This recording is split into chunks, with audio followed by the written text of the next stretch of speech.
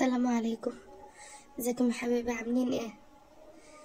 اهلا بكم في قناتي. النهارده هعمل لكم سحور بسيط جدا، حاجه سهله وسريعه بسيطه.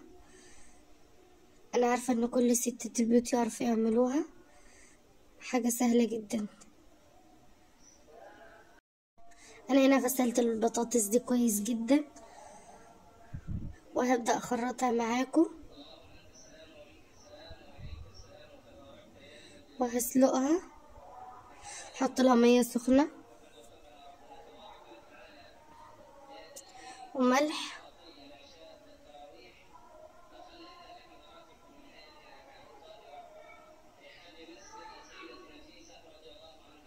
انا هنا هحط لها الميه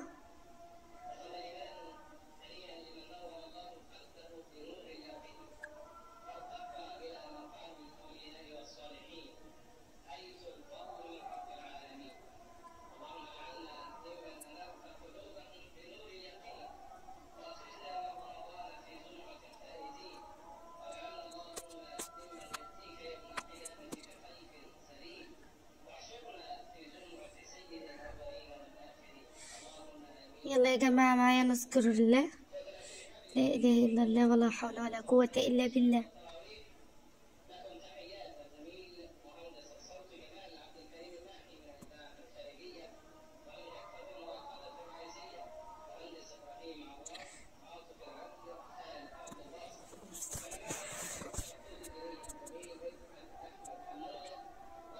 أنا هنا كده خلاص قربت أخلصها.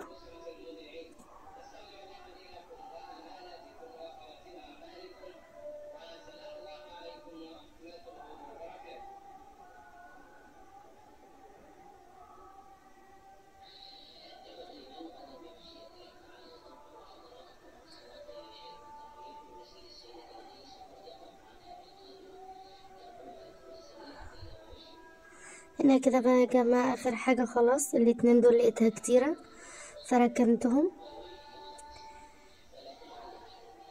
كده. أنا هحط لها المية. معلش يا جماعة أنا آسفة عشان ما عنديش حامل للتليفون، فبحاول أصور لوحدي يعني. هغسلها كويس.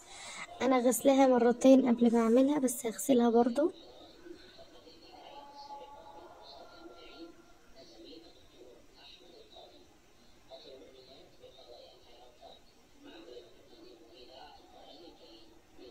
شايفين يا جماعة هي المية نظيفة برضو، بس لازم الواحد يغسلها مرة واتنين. هنا هحط لها بقى المية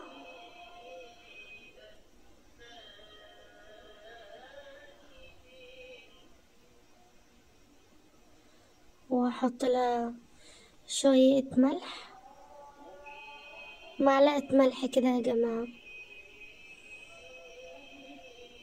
حابة انتي تزودي لها وقت القلي ماشي، مش حابة ومظبوطة معاكي براحتك.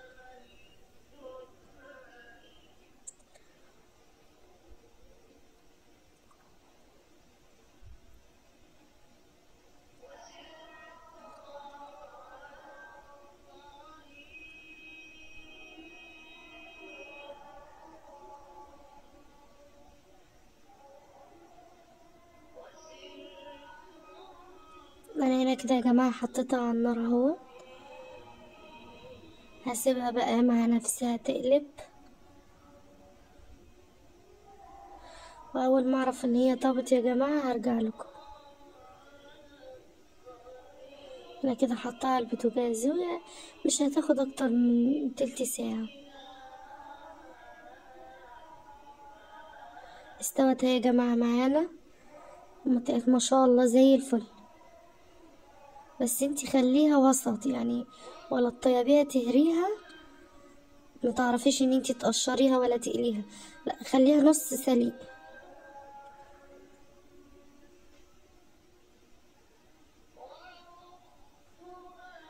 دلوقتي طفيت عليها، صفي المية السخنة، بس ما تحطيش عليها مية باردة ولا تبرديها، هي مجرد ما تنزلي من عليها المية السخنة هتبرد لوحدها.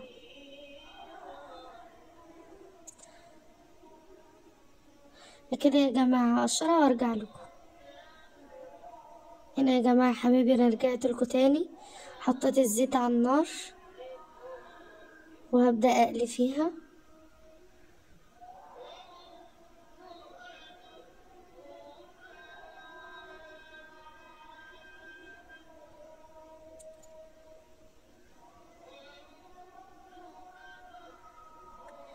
حاجة بسيطة وسهلة وسريعة، في اي وقت تقدري تجهزيها وتحضريها.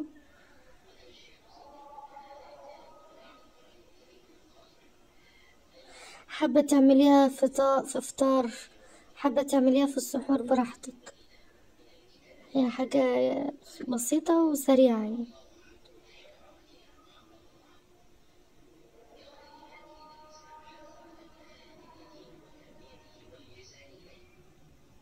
ما بتشربش يا جماعة زيت زي اللي بتعمليها صوابع، مش مسلوقة. المسلوقة دي ميزتها ان هي ما بتشربش زيت.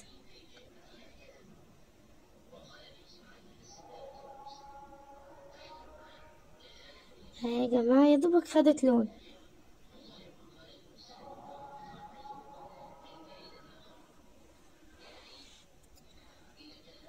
ما تنسوش يا جماعة تذكروا الله، ألا بذكر الله تطمئن القلوب. لا إله إلا الله ولا حول ولا قوة إلا بالله.